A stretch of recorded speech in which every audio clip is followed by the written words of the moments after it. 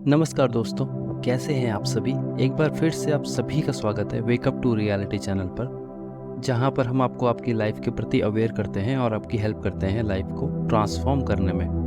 तो दोस्तों, जैसा कि आपको पता ही है कि मैंने अपनी पिछली वीडियो में बात की थी कि आखिर एक्चुअल में मैनिफेस्टेशन जर्नी की शुरुआत कहाँ से होती है। यह एक बेस से जुड़ी वीडियो है जहाँ पर ऑलमोस्ट सभी तरह के एस्पेक्ट्स के ऊपर बात की गई है जो आपकी मैनिफेस्टेशन जर्नी का पार्ट होता है। तो आपको इस वीडियो को ज़रूर से देखना चाहिए ताकि आप मैनिफेस्टेशन का बेसिक समझ पाएँ। तो दोस्तों, आज हम बात करेंगे लॉ ऑफ अट्रैक्शन और लॉ ऑफ असम्पशन पर, या यूँ कहें LOA वर्सेस LOA। तो देखा जाए LOA वर्सेस LOA हो नहीं सकता, क्योंकि ये विचार अपने आप में ही पूर्ण है। चाहे हम लॉ ऑफ अट्रैक्शन की बात करें या लॉ ऑफ असम्पशंस की, दोनों ही अपने आप में कंप्लीट हैं। दो नदियां हैं जिनके रास्ते तो अलग अलग हैं, पर मिलना उन्हें एक ही समंदर में है। मेरे अपने अनुभव के हिसाब से मुझे लगता है कि आप अगर मैनिफेस्टेशन जर्नी में आते हैं तो आपको लॉ ऑफ अट्रैक्शन और लॉ ऑफ असम्पशन दोनों का ही यूज़ करना पड़ेगा। ये लॉज अलग अलग प्रतीत होते हैं, पर ये सच नहीं है। ये दोनों एक ही सिक्के के दो अलग पहलू हैं। अगर आप लॉ ऑफ अट्रैक्शन को बेस की तरह यूज़ करते हैं तो आपको लॉ ऑफ असम्पशंस को बेसिक से ऊपर यूज़ करने को मिलेगा, और अगर आप लॉ ऑफ असम्पशंस को बेस लेते हैं तो लॉ ऑफ अट्रैक्शन आपको हाई लेवल पर मिलता है। दोनों लॉज अब एक दूसरे से इंटरकनेक्टेड हैं, तो दोनों में से एक लॉ को यूज़ करने पर दूसरा लॉ अपने आप आपके डे टू डे लाइफ में एंटर कर लेगा। आप एक लॉ को यूज़ करके दूसरे लॉ को अपने आप यूज़ करने लग जाते हैं। अगर आप फीलिंग को इम्पॉर्टेंट मानते हैं तो आपको अपनी फीलिंग स्टेट्स को चेंज करना पड़ता है, जब तक कि आप दिन भर अलाइनमेंट में नहीं रहने लग जाते। और अगर हम अलाइनमेंट को डिस्क्राइब करें तो अलाइनमेंट तो वो स्टेट है जब आप अपनी डिज़ायर्ड स्टेट में रहते हैं। अलाइनमेंट का मतलब ही पीस एंड हार्मनी है, यानी आप जब डिटैच्ड वाली फीलिंग में रहते हैं तो ये एग्जैक्टली सेम है अलाइनमेंट के। जब आप एट प्रेजेंट मोमेंट में रहते हैं, यानी कि आपका ध्यान आपकी 3D रियलिटी में नहीं है, आप बस खुद को खुश रख रहे होते हैं, यानी कि आप सेल्फ लव महसूस कर पा रहे हैं, यानी कि आप खुद की स्ट्रेंथ को जान चुके हैं, ईश्वर की क्रिएशन वाली पावर को पहचान चुके हैं। आपका खुद पर बिलीफ बहुत ही स्ट्रांग है। आप जो चाहते हैं वो आपको मिल ही जाता है, यानी कि ask and it is given.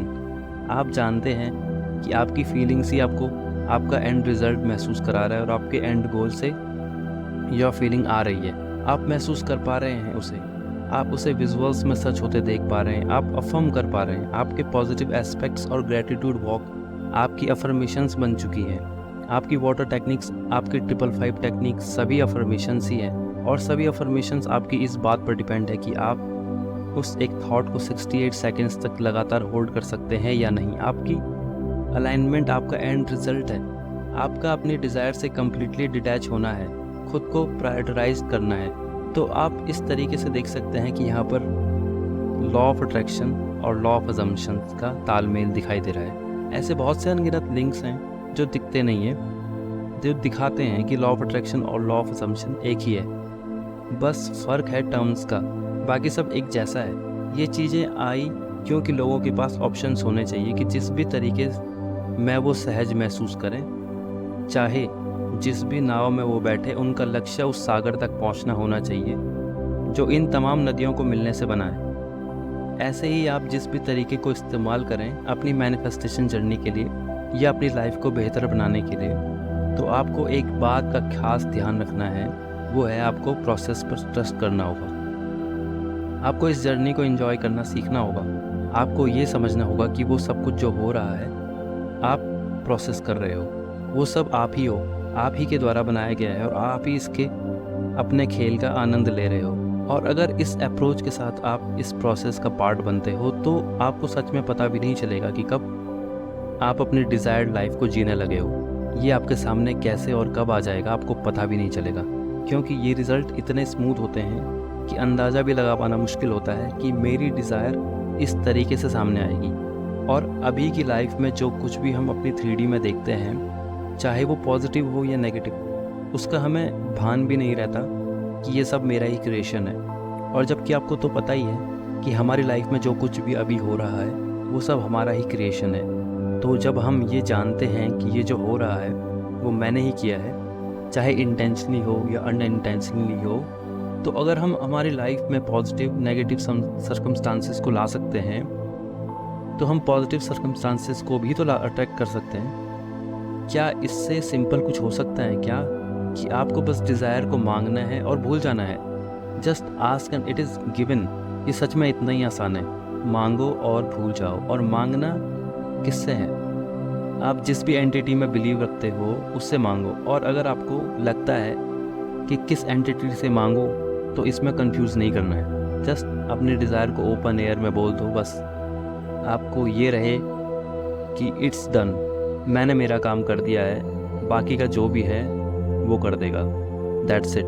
ये इतना ही आसान है। और यही लॉ हमें सिखाता है कि जब आप किसी चीज़ के पीछे भागते हो तो वो चीज़ भी आपसे भागने लगती है। आपको बस मांगना है और उसके बाद सिर्फ अपनी अलाइनमेंट पे काम करना है।